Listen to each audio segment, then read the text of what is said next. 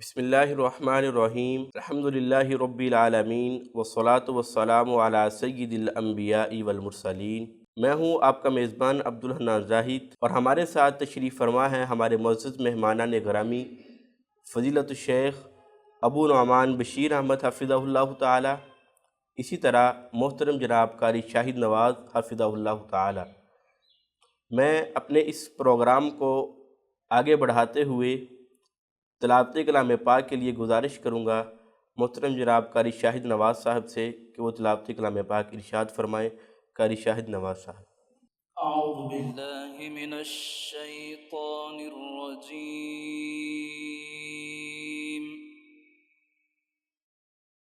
بسم اللہ الرحمن الرحیم۔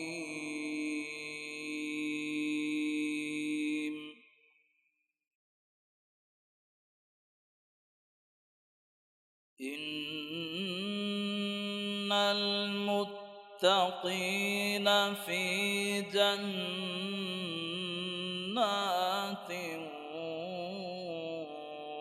ونہر، فی مقعد صدق عند ملیک مقتدر۔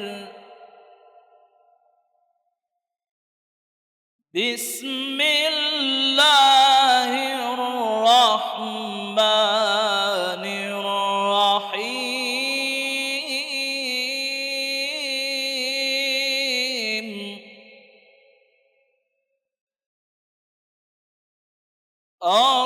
الرحمن علم القرآن خلق الإنسان علمه البيان۔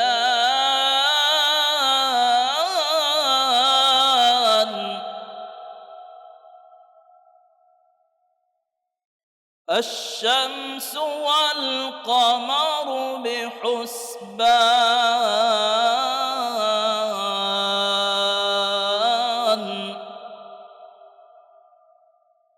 والنجم والشجر يسجدان،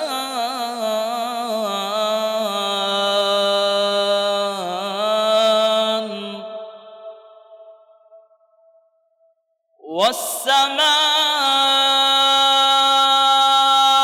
رفعها ووضع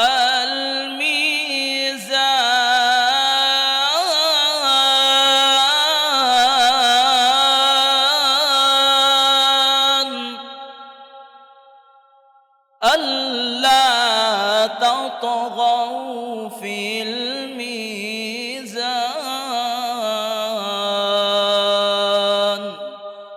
صدق اللہ العظیم۔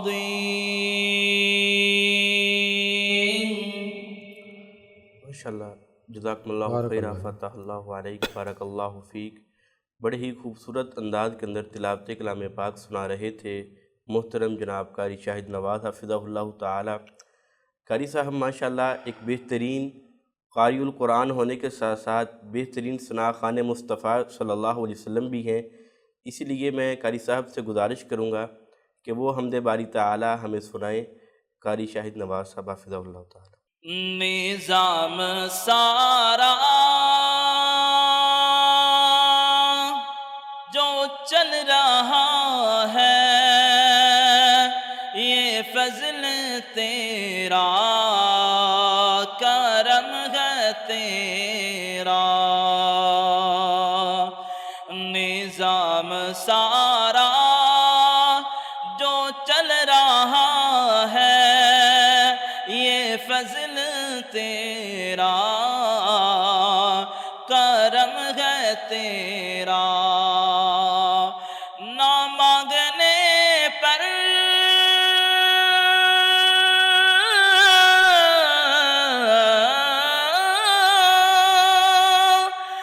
نہ مانگنے پر سب کچھ دیا ہے، نہ مانگنے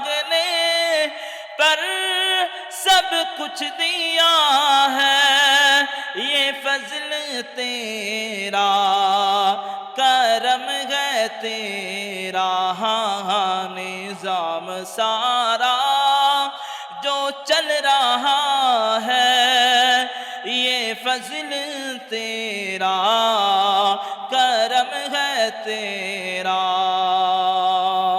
اور تیرے ہی در پر بلانے والا، تیرے ہی در پر بلانے والا،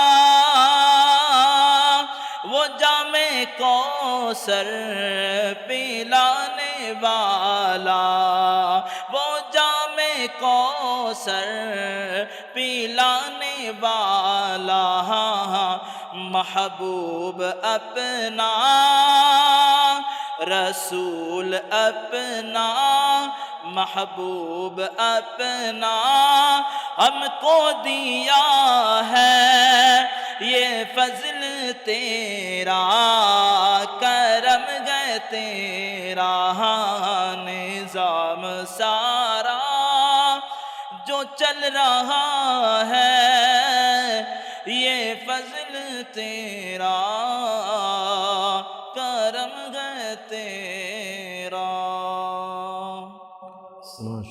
ماشاءاللہ حمد باری تعالیٰ کے لیے ہمارے ساتھ تشریف فرما تھے محترم جناب قاری شاہد نواز حفظہ اللہ تعالیٰ۔ کے بعد ہم بڑھتے ہیں اپنے اس پروگرام کے اگلے سیگمنٹ کی طرف، اور آج ہم جس موضوع پر گفتگو کریں گے اس کا عنوان ہے کہ روزے کی قبولیت کی شرائط کیا ہیں۔ بارگاہ الہی کے اندر روزے جیسی عظیم عبادت کو قبولیت کی شرائط کیا ہیں، اس موضوع پر بات کرنے کے لیے ہمارے ساتھ آج تشریف فرما ہے فضیلت الشیخ ابو نعمان بشیر احمد حفظہ اللہ تعالی۔ جی شیخ محترم، روزے کی قبولیت کی کیا شرائط ہیں؟ کون سی ایسی چیزیں ہیں جن کو مد نظر رکھ کر ہمیں اپنے روزے کو پورا کرنا چاہیے کہ بارگاہ الہی کے اندر روزے جو ہے وہ ان شرائط کے مطابق قبول کیا جاتا ہے؟ نحمدہ و نصلی علی رسول الکریم، اما بعد۔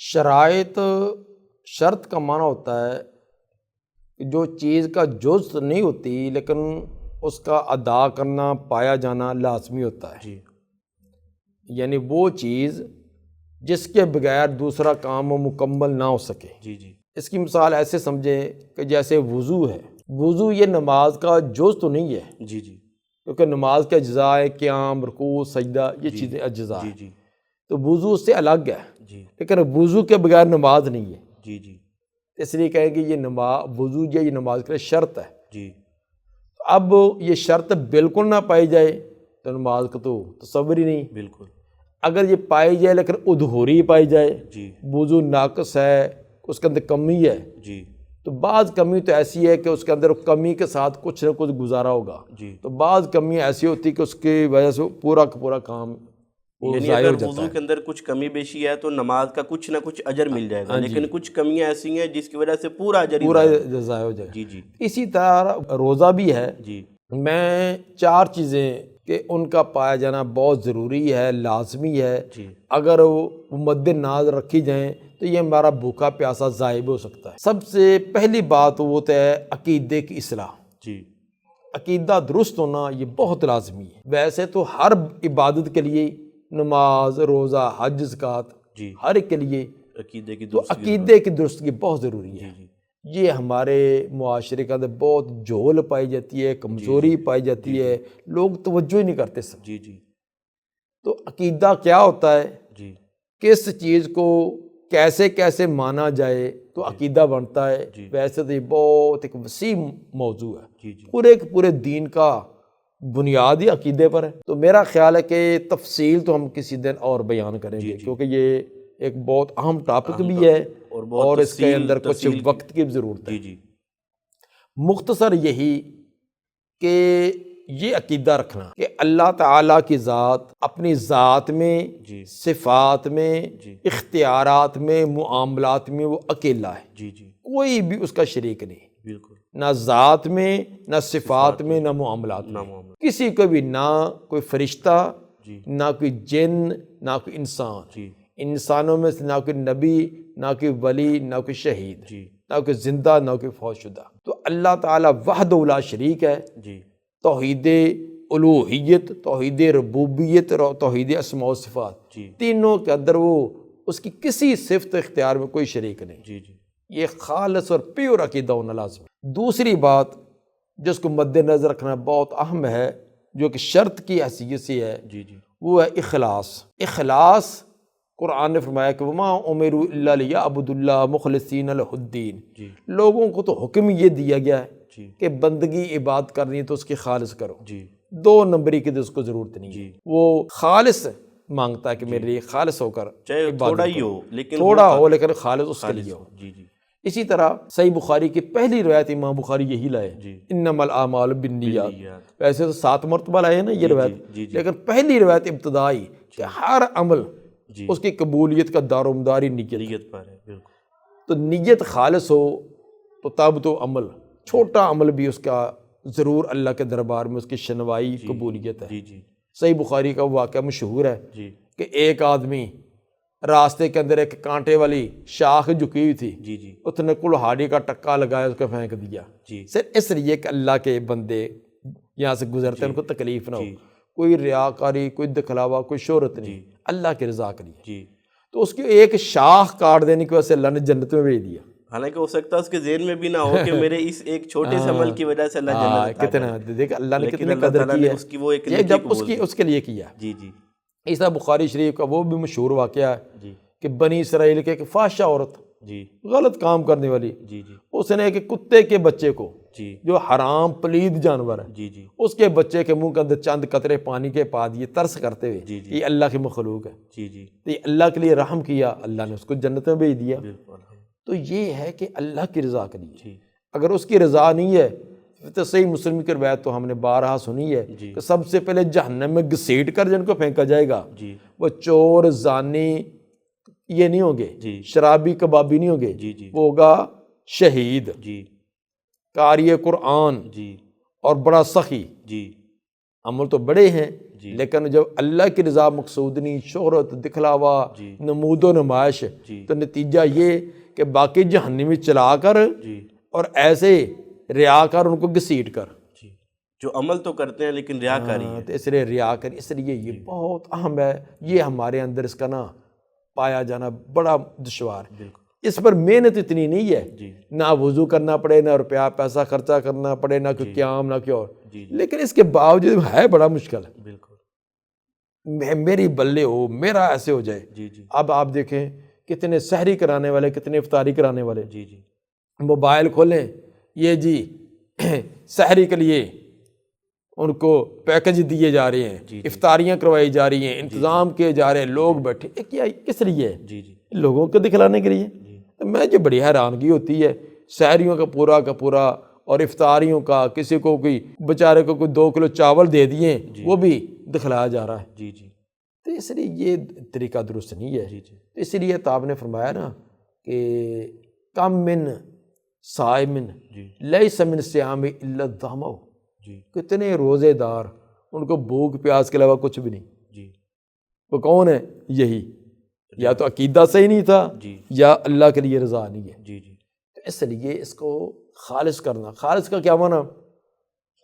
جس سے اس بھوکے پیاسے رہنے کا صلہ لینا اس کی رضا کے لیے، جی جی لوگوں سے اسے صلہ لینا نہیں ہے، جی جی نہ کہ فلاں سے، نہ کہ اپنے فیکٹری کے مالک سے، نہ کہ فلاں سے، صلہ لینا اللہ سے، تو اللہ کے سے لینا تو اللہ کے لیے کریں۔ جی جی یہ نہ ہو کہ لوگوں کے اندر مشہور کرتے رہے میں نے بھی اللہ کے لیے روزے رکھے، میں نے بھی اللہ کے لیے روزے رکھے، جی تو قیامت کے اندر نہ اللہ کہے پھٹے منہ، میرے لیے تو ایک بھی نہیں رکھا، جی جی کہ سیٹو اس کو، تو تیرا تو مقصد یہ تھا۔ جی تو یہ نہ ہو کہ اللہ قیامت کے دن کذبت ہی کہہ دے، اس لیے پہلے اللہ کے لیے میں نے اللہ کو راضی کرنا ہے، یہ بہت لازم۔ تیسری چیز جس کو مد نظر رکھنا چاہیے اور ہمارے اندر بہت لوگوں میں کمزوری پائی جاتی ہے، رزق حلال۔ جی رزق حلال ہونا یہ بہت لازمی، ہر عبادت کے لیے، جی جی روزے کے لیے بھی۔ جی جی تو اللہ تعالیٰ نے تو پیغمبروں کو بھی حکم دیا، یا ایھا الرسل کلوا من الطیبات واعملوا صالحا، جی جی پہلے حلال اور طیب کھاؤ پھر عمل صالح کرو۔ جی جی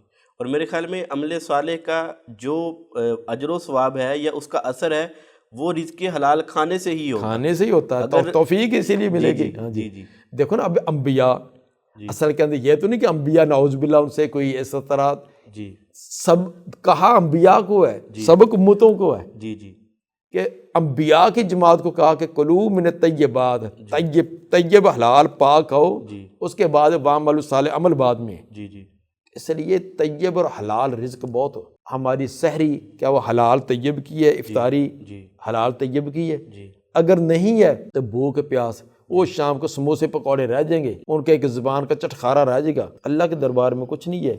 تو اس لیے رزق حلال. اب یہ تو میرا خیال ہے کہ ہم بھی سارے سامعین بھی سارے کہیں گے کہ ہاں بھی رزق حلال ہونا چاہیے, لیکن کہنے کے باوجود خود ہم اس کے اندر ملوث ہوتے ہیں, ہمیں احساس ہی نہیں ہوتا, کبھی توجہ نہیں کی. کئی ایک کام ایسے ہیں جس کو ہم بھی کیے جا رہے ہیں اور اس کی وجہ سے وہ رزق اس کے اندر شبہ پیدا ہو جاتا ہے. ہاں بالکل. مثلاً بجلی چور, سحری کے ٹائم افطاری کے ٹائم کنڈیاں لگی ہوئی ہیں, سحری پکائی جا رہی ہے, افطاری پکائی جا رہی ہے. کوئی بجلی چور, کوئی گیس چور, کوئی نہر کی لکڑیاں چوری کر کے ان کی آگ جلائی جا رہی ہے, اور ہمیں احساس نہیں. ہم کہتے ہیں گورنمنٹ ساڑی ہے تو کھاؤ پیو. ہم سمجھتے ہیں کہ جو کھا رہے ہیں وہ حلال کا, باقی جو مرضی کرتے ہیں. ہم کہتے ہیں کہ تیرا ہی میری کوئی چیز چوری کرے تو وہ چوری ہے, تو گورنمنٹ کی چوری نہیں, تو یہ سب سے بڑی چوری ہے. اور تیری میری چوری تو ایک فرد کی ہے, یہ تو پورے قوم کی ہوتی ہے. قوم کی چوری گورنمنٹ کیا پورا پاکستان پوری عوام ہی ہے نا, تو وہ چوری کرنا پوری کی پوری کروڑوں عوام کی ہوتی ہے, جس کو ایک چوری کر رہا ہے. اس لیے یہ ہمارے ہاں اس کو نا بجلی چوری کرنے کو, گیس چوری کرنے کو, درختوں کو کاٹنے کو, ہسپتالوں کی ادویات اٹھا اٹھا کر لے آنا, جو جس محکمے ہے نا اس کا جو ہاتھ لگتا ہے وہ کرتا ہے. اور ہے روزے دار بھی, فلاں بھی, تو سحری افطاریاں ہو رہی ہیں. اسی طرح ڈیوٹی کے اندر اس کے اندر 2 نمبری کرنا, خواہ وہ سرکاری ادارے ہیں یا پرائیویٹ ہیں, اس کے اندر جو آپ کا ٹائم طے ہے اس ٹائم پر جانا, اس ٹائم پر آنا, یہ لازمی ہے. مثلاً آپ کی یہ طے ہو گیا کہ آپ نے 6 گھنٹے ڈیوٹی دینی ہے, تو 40,000 آپ کی سیلری ہوگی. اب آپ 6 کے بجائے آپ دیں 5.5 گھنٹے, آپ دیں 5 گھنٹے, آدھا گھنٹے لیٹ پہنچے, آدھا گھنٹے پہلے آ گئے. اگر مالک دیکھ رہا ہے, افسر دیکھ رہا ہے تو پھر تو ٹھیک ہے. اگر وہ سائڈ پر ہوا ہے تو آگے پیچھے. سائڈ پر کیا ہونا, ہمارے تو افسر ماشاءاللہ ایسے ہیں, وہ رہتے سائڈ پر ہیں, تو مل ملا کر کچھ اس کو راضی کر لیا, کچھ اس کو راضی, نیچے جو مرضی کرتے جائیں. اسی طرح وہ 6 گھنٹے کے بجے بعد آدھو آدمی نہیں جاتے, لیکن اب افسروں کو راضی کیا ہوا ہے, ان کے ساتھ دعا سلام, ان کو سلانے مہانے جا رہے ہیں, جو مرضی کرتے ہیں. ہم خوش ہیں کہ ہم بہت ٹھیک کر رہے ہیں, حالانکہ یہ اس کا تنخواہ لینا جائز نہیں ہے. کوئی شرعی عذر تو کبھی ہو سکتا ہے نا, کہ 10 منٹ لیٹ ہو گیا, کوئی عارضہ ہو سکتا ہے, کوئی مجبوری ہو گئی تھے پہلے 5-10 منٹ, لیکن ایک عادت بنائی بغیر وجہ کے. اس طرح ڈیوٹی پر ٹائم پر پہنچے ہیں, کام صحیح نہیں ہے. مثلاً ہمارا جو محکمہ ایجوکیشن لے لیں, ٹیچر گیا ہے, ہاں جی چلو بھی چلو سب کی یاد کرو, سب کو دوہرائی کرو. اب ان کا جو 40 منٹ کا پیریڈ ہے, اس کے اندر 5-7 منٹ ادھر خود لیٹ گیا, 5-7 منٹ پہلے آ جانا, کبھی موبائل کو سنا کہ فلاں کہ یہ کبھی فلاں کیا, 2-4 منٹ 2 سے لیتا, ایک آدھا صفحہ پڑھایا وہ بھی آدھا, چلو آگے یاد کر کے آنا. محنت کر کے پورے طالب علم کا یہ ایک قوم کی امانت ہے. اسی طرح دیگر معاملات ہیں. تو ہماری قوم کی ترقی نہ کرنے کا ایک سبب یہ بھی ہے. تو جن ملکوں کی ہم مثالیں دیتے ترقی کی, ان کے ایک آدمی اپنا فرض سمجھتا ہے, کوئی دیکھے نہ دیکھے ان ٹائم پر پہنچے ہوئے ہیں, ٹائم پر جانا ٹائم پر آنا, تو پورا کا پورا انہوں نے کام, کوئی دیکھ بھی نہیں, دیکھتا بھی نہیں, جٹے ہوئے اپنے کام کے اندر. تو ہمارے ہاں یہ چیز نہیں ہے, جس کی وجہ سے ہم ناکام ہیں.